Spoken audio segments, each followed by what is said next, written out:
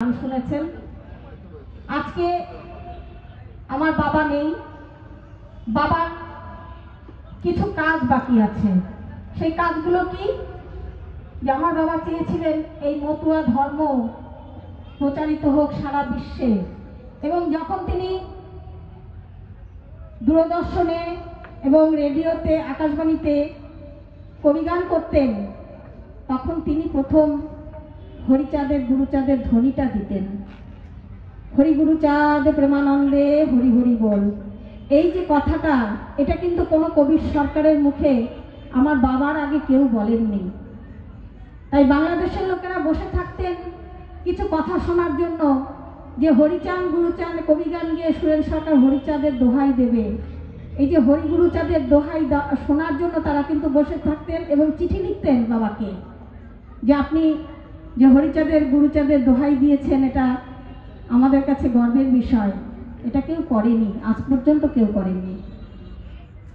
যাই হোক, আমরা এই যে এখানে আজকে 211তম জন্মজয়ন্তী হরিচাঁদের যে জন্মজয়ন্তী উৎসব পালিত হচ্ছে, সেই অনুষ্ঠানে আমি আজকে এখানে এসে একটু নিজেকে ধন্য মনে করছি।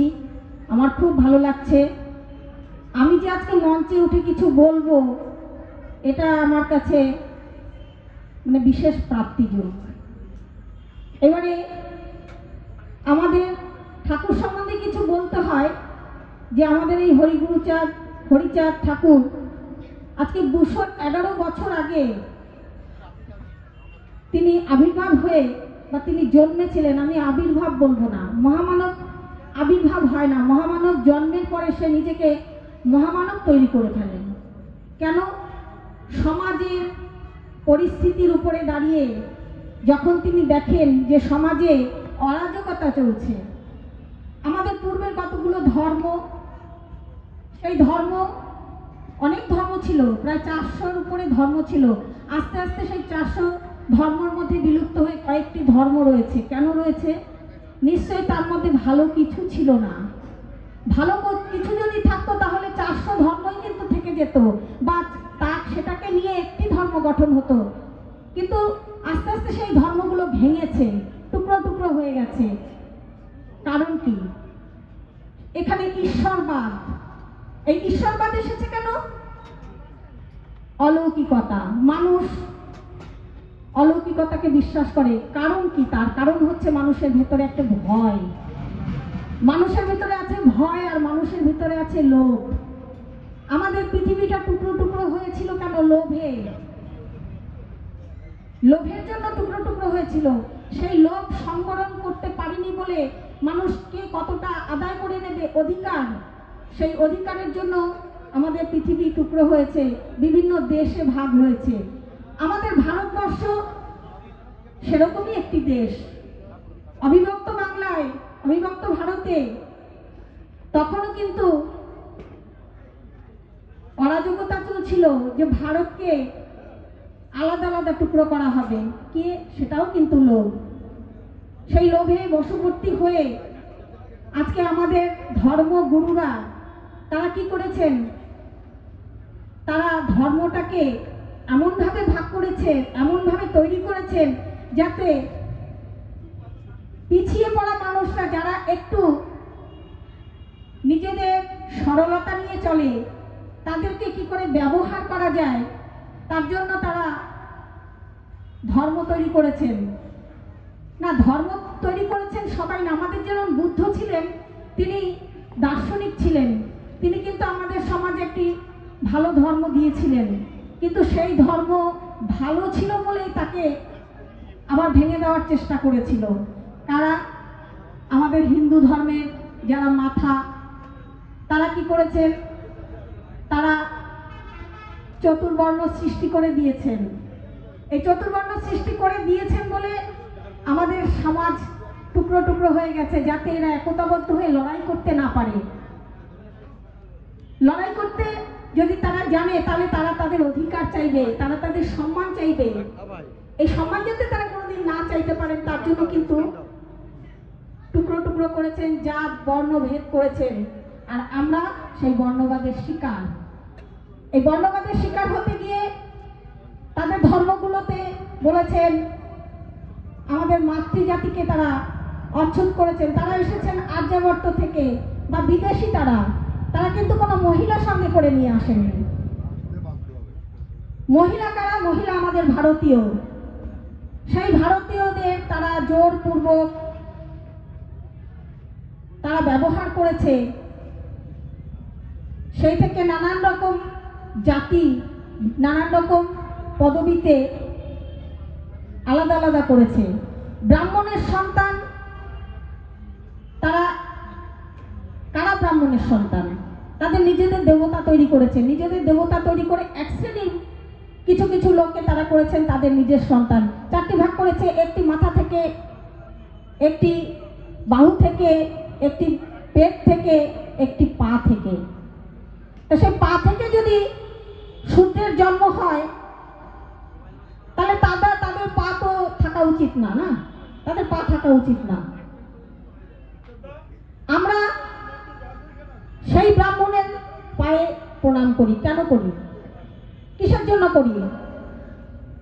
আমরা কেন করবো? তাদের প্রণাম করব না। আমাদের জানতে হবে যে এই ব্রাহ্মণরা আমাদের পায়ের তলায় রেখেছে। তা পায়ের তলায় যদি আমাদের রেখে থাকে তাহলে তাদের পায়ের তলায় আমরা কেন করব? আমরা তো মানুষ। আমাদের নারী জাতিকে নরকের দ্বার বলেছে, সেটা কি আপনারা জানেন মায়েরা? আমাদের ধর্মশাস্ত্রে বলেছে নারী নরকের দ্বার। শুধু আমাদের ধর্মশাস্ত্র না, প্রত্যেকটা ধর্মশাস্ত্র বলেছে। মুসলিম ধর্মশাস্ত্র বলেছে নারী শস্যক্ষেত্র। আমাদের হিন্দু ধর্ম বলেছে নারী নরকের দ্বার। আমাদের নরকের দ্বার বানিয়েছে, কিন্তু সেই নরকের দ্বার দিয়ে কিন্তু তারাও কিন্তু নরকের দ্বার দিয়ে এসেছে। তাহলে কি তাদের বলবো তারা নরকের কীট? তাই বলতে হয়? তারা যেখান থেকে জন্মেছে তাহলে তারা নরকের কীট? আমাদেরকে সচেতন হতে হবে, আমাদের মায়েদের সচেতন হতে হবে। তার জন্য আমাদের অপমান করেছে, আর এই অপমান বোধ যদি আমাদের না থাকে তাহলে আমাদের সমাজ জাগরণ হবে না। আমাদের নিজেদের আত্মসম্মান বোধ বাড়াতে হবে। আমাদের মনে করতে হবে যে না, আমরা মানুষ, আমরা মানবের অংশ। পুরুষ যেমন সৃষ্টিকর্তা, আমরাও সৃষ্টিকর্তা। আমরা প্রকৃতি। আমরা না থাকলে পুরুষের কোনো ক্ষমতা নেই তারা প্রকৃতির বিনে তারা সৃষ্টি করবে। তাই আমাদেরকে নিজেদের আত্মসম্মান বোধ জাগাতে হবে। আমাদের হরিচাঁদ ঠাকুর ঠিক সেই কারণেই কিন্তু তিনি আলাদা ধর্ম করেছিলেন। কোন ধর্ম? মতুয়া ধর্ম। এই মতুয়া ধর্ম তো করার দরকার ছিল না। আমাদের কিছু কিছু মতুয়ারা আছে, তারা রাম হরি, কৃষ্ণ হরি, শ্রী গৌরাঙ্গ হরি সবাইকে পুজো করেন না? অনেকেই করেন, কিন্তু আবার তারা আপনারা মতুয়া।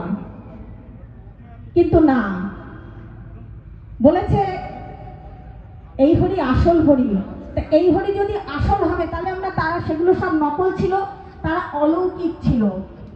আমরা সেই অলৌকিক ভগবানে বিশ্বাস করি না। আমরা সেই অলৌকিক ভগবানকে মেনে নেব না। যদি গৌরাঙ্গ মহাপ্রভু তিনি যদি সমাজের সবাইকে সমান করতে চেয়েছিলেন, চেষ্টা করেছিলেন, কিন্তু সফল হননি, তাকেও দুশ্মনের হাতে, শত্রুর হাতে মরতে হয়েছে। তাহলে হরিচাঁদ ঠাকুর কি করলেন? হরিচাঁদ ঠাকুর নিজে আলাদা করে একটি ধর্ম তৈরি করলেন। তারও বিরোধ কারণ করলেন বৈষ্ণব সমাজ। যে বৈষ্ণব সমাজ আমরা দেখতে পাই, সেই বৈষ্ণব সমাজে কিন্তু ছুতমার্গ আছে, জানেন তো? আপনি তাদেরকে ডাকবেন, কিন্তু তারা কিন্তু আপনাকে ডাকবে না। আপনি তাদের নিয়ে একসাথে বসে খাবেন, তারা আপনাকে নিয়ে একসাথে বসে খাবে না। তারা তখন আপনাকে প্রণালী জিজ্ঞেস করবে। তাহলে আমরা কেন তাদের সাথে আমরা সেই ধর্ম মানব? আমরা মতুয়া ধর্ম মানব। জীবে সবাইকে একই চোখে যারা দেখবে, যে ধর্ম দেখবে, সেই ধর্ম আমাদের ধর্ম। তাই আমাদের মায়েদের বলবো যে আপনারা সচেতন হন। আপনারা এগিয়ে আসুন। আপনারা শুধু ঘরে রান্নাবান্না করলে আপনাদের হবে না। আপনারা যেভাবে আমাদের মেয়েরা, যে আমাদের ভবিষ্যৎ প্রজন্ম, তাদেরকে তৈরি করতে হবে, তার জন্য মায়েদের এগিয়ে আসতে হবে। আমি মায়েদেরকে হরিচাঁদ ঠাকুরের দোহাই দিয়ে, গুরুচাঁদ ঠাকুর যে শিক্ষা ব্যবস্থা করে দিয়ে গেছেন, আজকে যদি গুরুচাঁদ ঠাকুর শিক্ষা ব্যবস্থা না দিতেন তাহলে আমাদের অধিকার ছিল না লেখাপড়া করার। তা সেই অধিকার আমরা যখন পেয়েছি তখন আমাদের সেটাকে ব্যবহার করতে হবে, ঠিক করে ব্যবহার করে, যাতে আমাদের সমাজ সংস্কার হয়, সমাজের উন্নতি হয়। আমাদের মতুয়া সমাজের যেন আমরা সারা পৃথিবীর বুকে মাথা উঁচু করে দাঁড়াতে পারি। আমরা যেন একসাথে বলতে পারি যে হ্যাঁ, আমরা সবাইকে নিয়ে চলতে পারি, সবাই আমাদের সাথে আসো, আমরা কাউকে ফেলে দেবো না, আমরা কাউকে অচ্ছুত বলবো না। এই বলে আমি ঠাকুরের প্রতি শ্রদ্ধা রেখে, প্রণাম জানিয়ে, আপনাদের সবাইকে আমার তরফ থেকে শ্রদ্ধা জানিয়ে আমি আমার বক্তব্য শেষ করলাম। জয় হরিবোল, জয় হরিচাঁদ, জয় গুরুচাঁদ, জয় মতুয়া।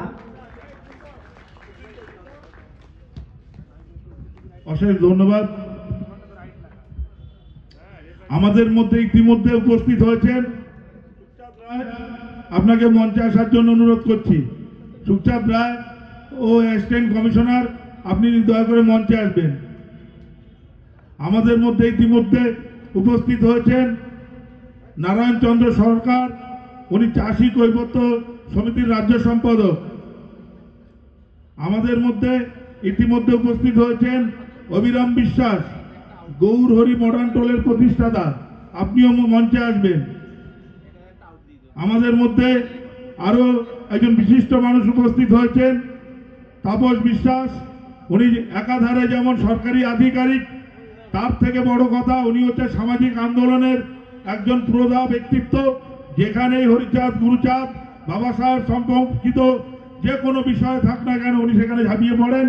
আমি তাপস বাবুকে বলছি, আপনি মঞ্চে আপনার